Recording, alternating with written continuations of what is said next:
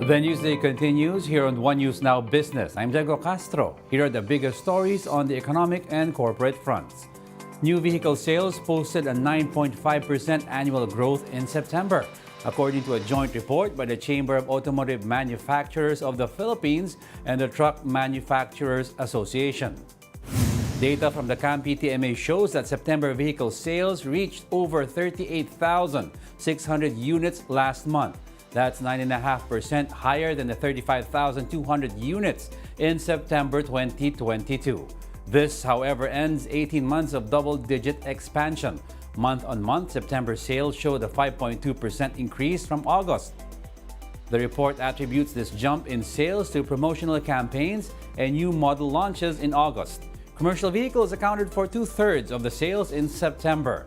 September sales, though, also posted the weakest growth in 19 months. Despite slower expansion, CAM-PTMA members have sold more than 314,800 units in the 9-month period, nearly 27% more than the same period last year. Analysts say the Bangko Sentral may have to resume monetary tightening next month to mitigate inflationary pressures. Jonathan Ravelas, a senior advisor at Reyes Tacandong and Company, says a rate hike is needed to suppress inflation. Ravelas cites upside risks such as rising oil prices and the heightened geopolitical tensions in the Middle East. Global Source Partners country analyst Diwa Ginigundo also says a rate hike would be appropriate, sees inflation's upward trend persisting after the spike in the last 2 months. The Monetary Board has kept key interest rate unchanged at a 16-year high of 6.25%. Meanwhile, the Agriculture Department assures that the country's rice supply will be stable until the first quarter of 2024. According to the DA, the country has 94 days in its national stock inventory following a strong harvest season. The agency says there is also the almost 2.8 million metric tons of rice imported in the first half of the year. The DA also notes that prices have gone down to 41 to 45 pesos for well-milled rice and up to 39 pesos for regular milled rice. Analysts are urging the government to focus on improving the governance structure of the Maharlika Investment Fund as part of the review of the laws implementing rules and regulations. This follows President Bongbong Marcos' suspension of Maharlika with the aim of enhancing its organizational framework. In a report by Business World, experts called on the government to ensure the financial stability of contributing state banks. They emphasized the need to insulate the MIF from government interference as well as promote independence in decision-making. They added that private firms should also be tapped for headhunting rather than the president, citing the need for transparency and accountability in the fund's management. Over the weekend, the president touted the interest of Saudi Arabia and other Gulf states in the MIF during the ASEAN Gulf Cooperation Council Summit. Malacanang said 2 of Saudi's biggest financial institutions are considering putting money in the MIF. Finance Secretary Ben Jokno has also earlier assured Saudi investors of safe, transparent, and responsible management of funds should they decide to invest in the MIF. The reaction that we got from our partners in Saudi Arabia and in other countries has been very encouraging at gusto talaga nila na magkaroon na tumulong at makilahok dito sa ating investment dahil naman pinaipakita naman natin na magandang investment talaga para sa kanila ito. We'll be back with more stories after the break. Keep it here on One News.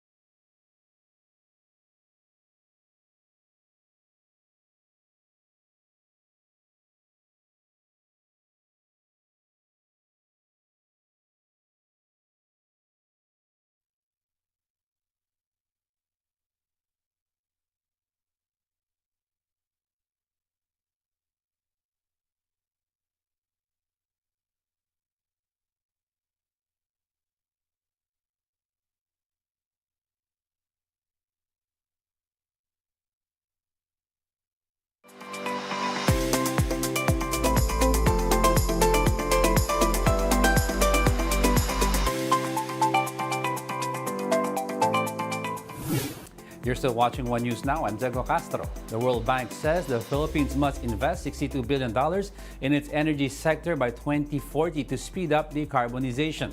Decarbonization is the reduction of carbon emissions through a lower reliance in fossil fuel in an effort to temper climate change. According to a World Bank study, decarbonizing the power sector is key to a transition to renewable energy like hydro, wind, and solar power. This transition is seen to enhance energy security and affordability. They added that the government must build a solid foundation in the next 5 years to accelerate decarbonization. With that, the agency explained that government intervention is needed to overcome legal and regulatory barriers and improve policy implementation. Currently, the government is eyeing a 35% renewable energy share by 2030 and 50% by 2040. One company that has committed to implementing decarbonization measures is telco giant PLDT. And now to talk to us more about that, as well as their other sustainability efforts, we have with us on the show Melissa Vergel de Dios, First Vice President, Chief Sustainability Officer, and Head of Investor Relations of PLDT and Smart. Ma'am, good morning. Morning, Diego. Thank you very much for joining us. Thank you for inviting us. Okay, ma'am, let's get right to it and let's start off with our question. Now, many businesses are now incorporating carbon offset programs into their sustainability strategies. Could you explain how PLDT and Smart are utilizing carbon offset initiatives to mitigate their environmental impact? Now, what types of projects or investments are being made in this sector? Okay, I guess in the Philippines, carbon offsets are not yet very mature. But in concept, what it is what you cannot reduce, you offset. Okay. So for PLDT, we're doing two things. One is we're doing a reduction program. We have a decarbonization roadmap that aims to reduce Scope 1 and Scope 2 emissions by 40% by 2030 against the baseline of 2019. So we have a program that includes energy efficiency, the use of e-vehicles, the use of renewables, and the like. But I guess coupled with that, we're looking at supporting biodiversity projects, and not biodiversity by itself, but those that we enable using technology. So certain projects that use telco technology to preserve biodiversity or for biodiversity management, counting among them one, is our peatlands project in Kaimpugan, that's in Agusan. You can imagine that there's something like over 5,000 hectares of peatlands in that place that is basically a carbon sink, meaning they keep carbon within the earth, and the estimated amount of carbon that's being sunk or being kept from being released into the atmosphere is something like 23 million metric tons of carbon. So you have to preserve that because on an annual basis, the global emissions that the planet actually generates is 50,000 something metric tons, right? So quite a lot. And then we have a project that preserves rainforests. We have a project that helps preserve mangroves, but all using telco technology, using the cloud, using SMS technology to send signals. So not by itself, standalone, but something that uses our technology to enable the preservation of biodiversity. Now, just clarify, this is all in the pipe and all ongoing also at the same time? Those are all ongoing. And not by ourselves. We believe in partnerships. So I guess in preserving the planet, you can't do it alone. And no one entity can do it alone. So we're partnered with some of our network vendors. We're partnered with the local government, and we're partnered with the government, DENR, so both national and local government. So partnering with many entities to be able to deliver, I guess, a better planet for the next generation. Interesting. Let's go on to the next. Biodiversity conservation is gaining importance, as we all know, globally, because it's a big issue right now.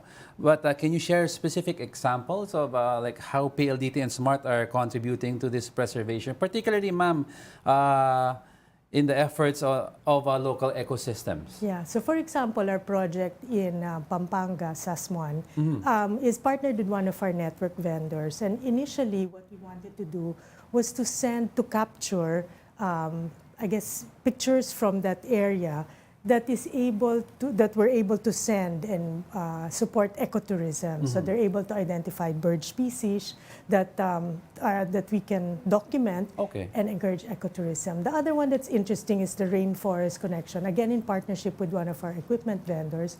And what it does is it sends sounds of the forest to the rangers, because obviously the area is very large, right? And you can't send people on the ground to monitor. But when they hear sounds of what sounds like maybe something that a chainsaw, Yeah. then they can direct the rangers to go to that particular area, and it's usually illegal loggers that are in that area. So that's using telco technology, but helping preserve biodiversity. So those are just two examples of some of the projects that are ongoing that we need to scale up. So they're very small projects, admittedly, but what we want to do is scale them up so that we can do more. That's right. But I guess the impact is big because it solves manpower problems. Yes. Yes. Okay. And the proliferation of e-waste, Yes. okay, is also a pressing issue. Now, could you elaborate on what PLDT's strategy is for this? Yeah, so PLDT by itself is not a generator, I guess, a producer of e-waste, but our service is enabled by the use of things like mobile phones, modems, and obviously you can imagine as people use more technology, there's more gadgets out there. So if you can imagine, we have more than 60,000 thereabouts million subscribers. Each one has a phone, each one has a charger, each one has a cord. Yeah, and every so often people upgrade their phones. So I guess those e-waste, if you don't treat them properly, they have the potential of contaminating our water source. And when that happens, that's dangerous to human health. So it is incumbent upon us, we feel, to be able to be responsible by encouraging e-waste programs. So we launched a program called Be Kind, Recycle, which is a program that aims to foster circularity and recycling as an act of kindness for people and the environment. And as directed by our CEO, when we do our sustainability programs, they have to be embedded in what we do, in our DNA and in our business as usual operations. So we've started to include, let's say, e-waste bins for collection in our home blitzes, so PLDT Home, that's weekend blitzes. And we have bins where people can put their e-waste there, or let's say smart stores in the SM chain already have bins. And some of our enterprise customers are actually asking for help as to what they do with the e-waste that they've collected. So we're trying to scale up this project so that we can collect, treat, and store and dispose properly. And as a consequence of that, aside from protecting the environment, we're helping enable livelihood, because the people who make baklas, the people who disband or dismantle the e-waste, are actually given a chance to work decently and be compensated for the work that they do. So they're employed and they're paid. Yes. Yes, and actually we've elevated their, I guess, the way they do things, because normally the baklas happens in the side streets, in the sidewalks. So the one project that we actually launched in Baguio, for example, there was a TSD facility that we constructed, and people who used to do this are actually housed in a decent structure, and then the extraction of minerals from e-waste is done more systematically. So it's systematic and organized. Yes. Okay. Yes. And as the telecommunications industry continues to grow ever so every day, how is PLDT working to ensure that its network and expansion infrastructure development align with sustainability goals, particularly, ma'am, in terms of reducing carbon emissions? Yes. So effectively, when we roll out our network, when we go out, there are communities where we put our network facilities in. In some of those communities, there are indigenous peoples. So we make sure that they're cared for. The other thing is, when we operate our cell sites, we have to make sure that they are also operating efficiently, because as we reduce more power, then we reduce GHG emissions, and that's kinder for the planet. So it's a very responsible and meaningful way of rolling out network, connecting the unconnected, but making sure that the lives that we touch in the course of running our network are also protected. And then later on, I guess there's obsolescence in the network equipment, not only in the phones and the devices, but we also do the recovery of our network equipment to make sure that they are disposed of as well in a very responsible manner. So We have accredited vendors and partners, DNR, Eco Waste Coalition, IRI, UNIDO, which is the United Nations Industrial Development Organization, who were partnered with to be able to carry out these things. You said, ma'am, you were reducing the power of your Yes. tower. Well, is there a downside to that in terms of how users are affected? Yes. So we make sure that the service quality is not affected when we try to reduce power. Now, I'll give you a very practical example that doesn't even require any investment. Okay.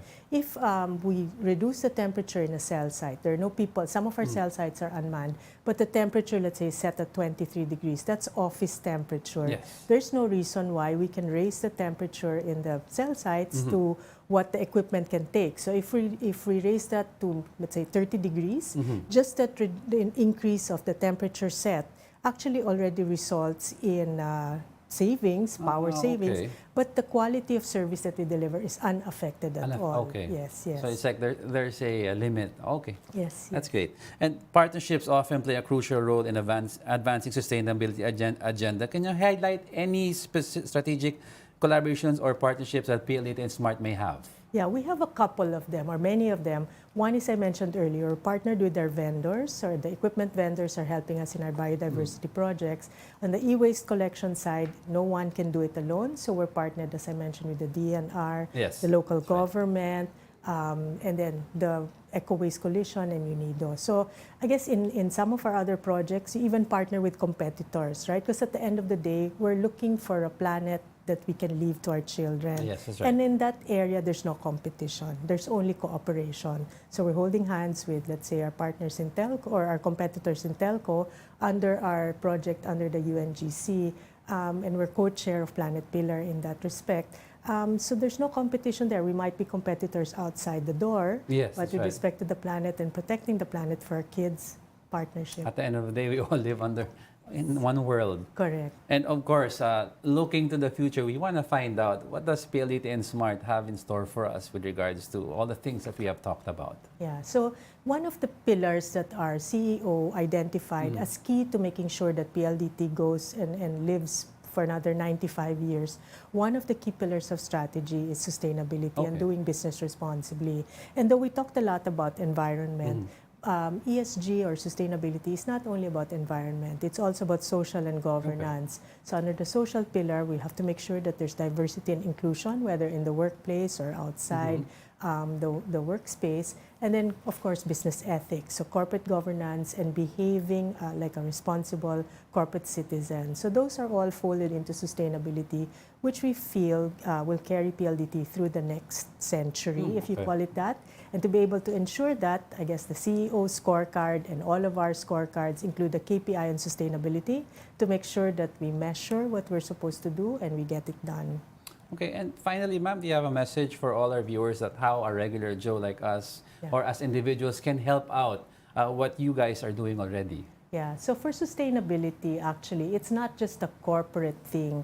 We can do sustainability in our everyday lives. In fact, our hashtag is actually sustainability every day. It's closing the light at home when you don't need it. It's making sure that the water doesn't run unnecessarily. So there are very many little things that you can do to be able to help preserve the planet for the next generation. Thank you very much for dropping by at an early time. Thank you, Diego. And thank you very much for joining us, Melissa Vergel de Dios, First Vice President, Chief Sustainability Officer, and Head of Investor Relations of PLDT and SMART. And those are the top business stories of the hour. I'm Diego Castro. Join us again at 2 p.m. We are One News, all sides all the time.